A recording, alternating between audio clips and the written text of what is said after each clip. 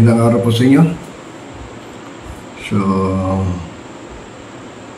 this for today video regarding sa shoulder weapons.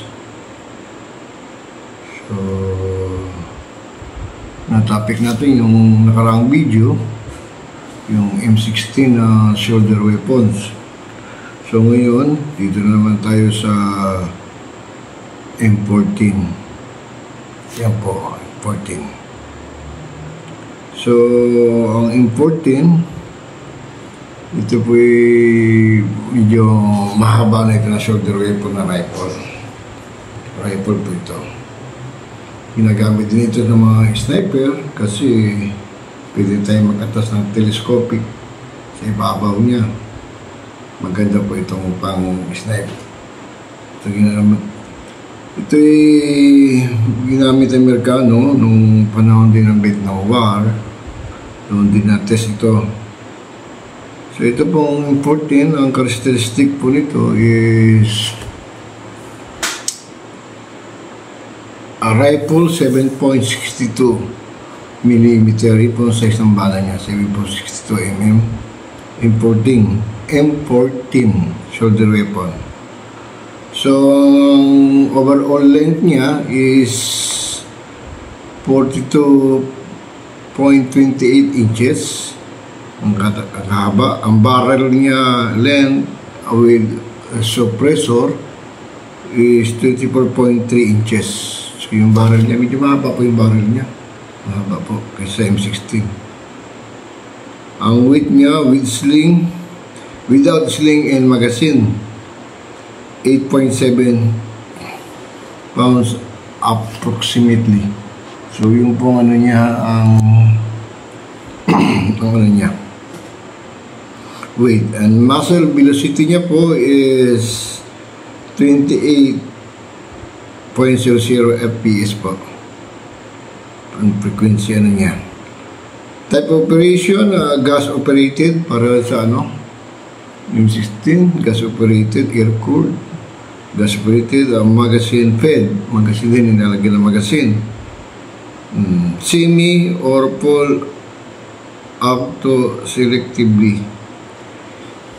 Dito tayo sa semi.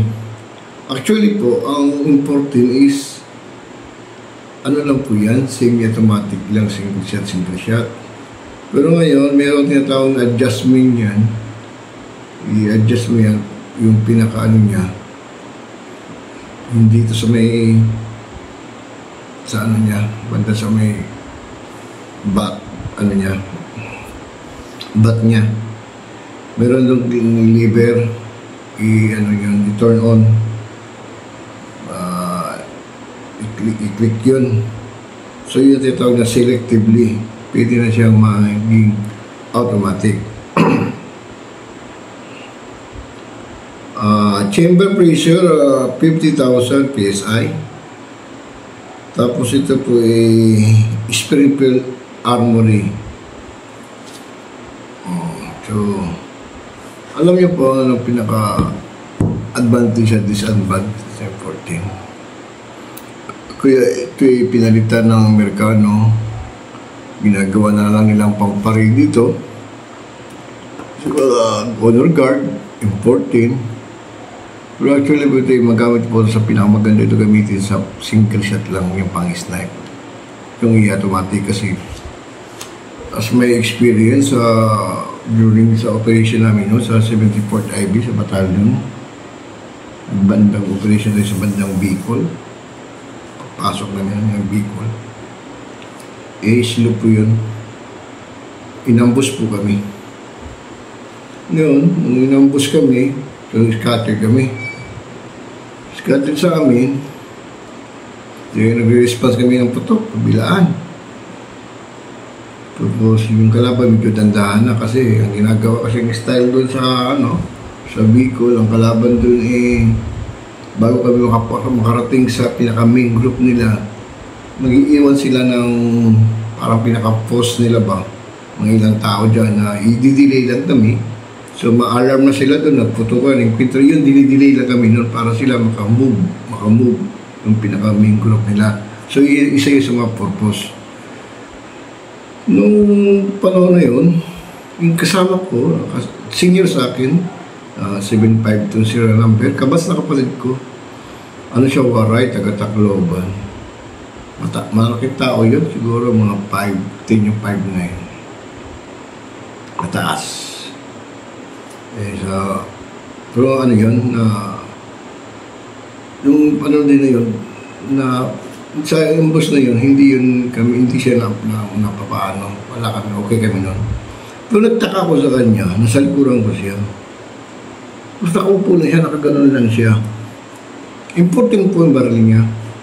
Hindi ko, Sarge, bakit hindi ka na upo? Response ka kalaban, nandyan lang sa harapan natin. Sabi niya, hindi pwede. Bakit? Hindi na pwede yung baril ko. Ano ba nangyari sa baril mo? Tumalsik yung bolt. Yun. Kasi po yung bolt ng ng importin, pag gumagano lang po yan parang i-slide lang, pag kuha ng bala, i-extract o gano'n. Kung medyo yung bolt, karag ba siya overuse lang yung baril o anong problema nun, baka in-automatic niya, tumalsik po yung bolt. Ngayon, nasaan ang bolt? Hindi ko na makita saan ba tumalsik yun. Siyempre, hindi na po natin alam. Saan nahanapin niya yung mga damuhan yun bukid yun. Baka malayo pagkat pag paputok niya siguro automatic. Baka layo tumalsik o single shot ba siya. Malayo tarsik ng bolt. Yun ang pinakaano sa important. So, hindi po safety. Pero, yun po yung karamihan na ginagamit sa mga sniping. Then, honor guard yung sniper. Kahit ako ng primerong gamit ko nun, yung 14. Kasi gusto magandang yung 14. Ang problema lang sa cause of stopping sa importer, maraming cause of stopping. Number 1 niya sa ammunition, sa bala niya. Medyo yung bala niya, daling mo pag nabasa-basa siya o hindi na pag pinaputok mo, hindi puputok. So, ka uli. Pina naman, so papuputok.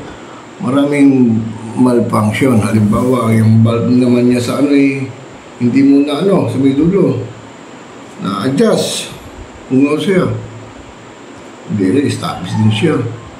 So, yung niya, charging handle niya, kung karoon ng ma-align, disalign. So, maraming advantage and disadvantages. Yun ang disadvantages sa importing po. Pero sa akin, okay po importing kasi long range po siya Oo. Mas mataas ang maximum range niya sa effective range. Basahan po natin. Ito po. The importing rifle is gas-operated select fire battle rifle that 7.6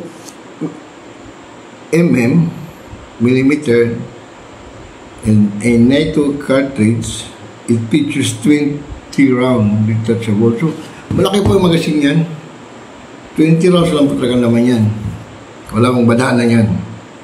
Madetach siya. Pag yan, igagano mo lang yan, ilalim. Pag detach, kailangan detach magazine. So, po ito 20 round detachable box magazine and bipod. May bipod siya pwedeng lagyan pang sniper. Allowing for both semi-automatic and fully automatic fire. Parang sinabi kanina na pwedeng i-adjust nyo yung medyo lagariin mo lang yung kasi mataas yun yung niya, selector niya. So kung lagarin mo lang yung malimit yun, pag ganoon mo, so automatic na po siya. So, for both semi-automatic and fully automatic fire, key characteristics include a maximum rate of fire of 750 rounds per minute. So, sa isang minuto po, pwede siya makapagpaputok ng 750 rounds. An effective range of 500 yards. So, yung pinaka-effective niya, mapatal ka 500 yards. And yung 500 years po, pinakaano niyan is 460 meters po yan. And a massive velocity of 2,800 feet per second. So, yun nga. Tapos, then importing weight, 10.7 pounds. Loaded and 12 pounds with the bipod. So, ito yung characteristic niya. Type, select, fire battle rifle. Caliber points 62. 20 round detachable box magazine. Ang fire modes niya, mode sa fire niya, semi-automatic and fully automatic. Ang rate of fire niya, para sinabi ko nila, 750 rounds per minute maximum. Maximum na pala yun. Effective range is 500 yards. Pero sinabi ko, sa convert sa meters ang yard is 460 meters. Pakal ka na po niyan. Effective na yan. So, massive velocity 2,800 feet per second, 850 meters per second, and weight with bipod is 10.7. Pero maximum niyan ay mas mataas sa sa M16. Parang 1,000 higit din. Isa na 1,001 lang eh. 1,009 ba yun? Basta mas mahaba ang maximum range ng maabot niya sa maximum effective range. Maximum lang, pero hindi yung pattern range na pattern effective mo rin. Tawag ka, pattern ka sa 460 meters. So, yung yung important okay po yun. Ako primerong gamit. Pero ang pinakaano lang dyan sa important, mabigat lang po talaga. Lalo na pag nasa jungle na, yung medyo, bukid, jungle na yung bukid. Kumbaga sa Bisaya pa, gubat na. Jungle na, masukal, sa Tagalog pa. Yun ang mahirap sa importing, di para sa M16 na pwede mo na i-ganon na, so hindi nasasabit sa mga bagging. So, sa importing, magkasabit-sabit talaga kasi mahaba siya.